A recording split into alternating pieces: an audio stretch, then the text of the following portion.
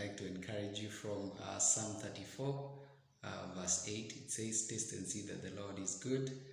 Blessed is the one who takes refuge in him." Now, God is reminding us or encouraging us today to, taste Him, and that we may know that He is good. And to taste of the Lord means to put yourself in that situation where you can experience His goodness, and you can be able to experience His power, His love, and His kindness. It is to surrender to God, and so that you can be able to deep within experience that pleasure that is found in God. I remember when we were preparing our wedding, we agreed with my wife that we would like to share a cake with our loved ones, our family members and friends who would attend our big day. So we identified a lady who does cakes, and so we gave her the opportunity to prepare a cake for a big day.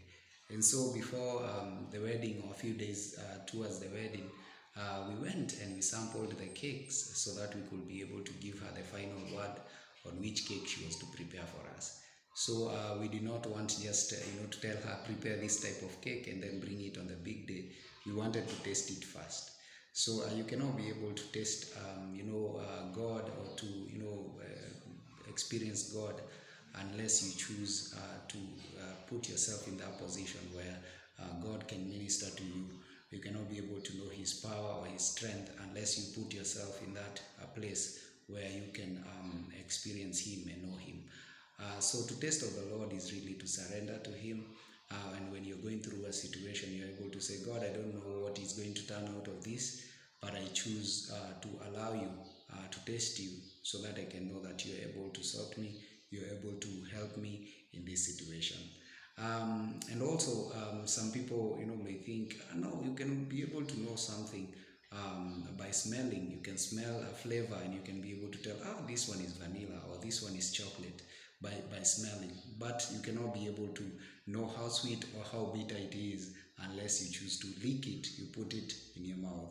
So you cannot be able to know the goodness of God unless you choose to lick Him, to experience the goodness of God, the joy of the Lord, the peace of God.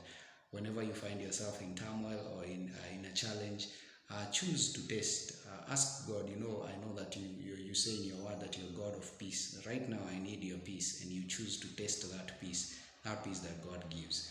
Probably you have an issue with your relationship. You taste of the Lord and you ask Him, God, come through in this relationship, in your academics, in your marriage, at work, even in the things that you do, asking God, come through and, sort me out. Tasting of the Lord and knowing that He's good. And the Bible has promised that God is good. And you cannot be able to know God's goodness unless you choose to surrender there and tell Him, God, I want to taste you. And I want to challenge you today. Are you going to taste Him? Are you going to taste Him? Taste Him right now, today, wherever you are. And I pray that God is going to show you that indeed He is good. And the Bible has promised that blessed is the one who takes refuge in God. I know most of us, when we find ourselves in a fix or in a situation, we run to people. Sometimes we run to ourselves. We hide. Sometimes we run to things. And we try to get help from those things and all those people. But have you tasted the Lord, and to see how God is able to help you in that situation and in the area that you are in? God is good, and the Bible has promised that taste and see that He is good. Blessed is the one who takes refuge in Him. I pray that today you will choose to taste Him and take refuge in Him, and may you be the blessed one, because God is good.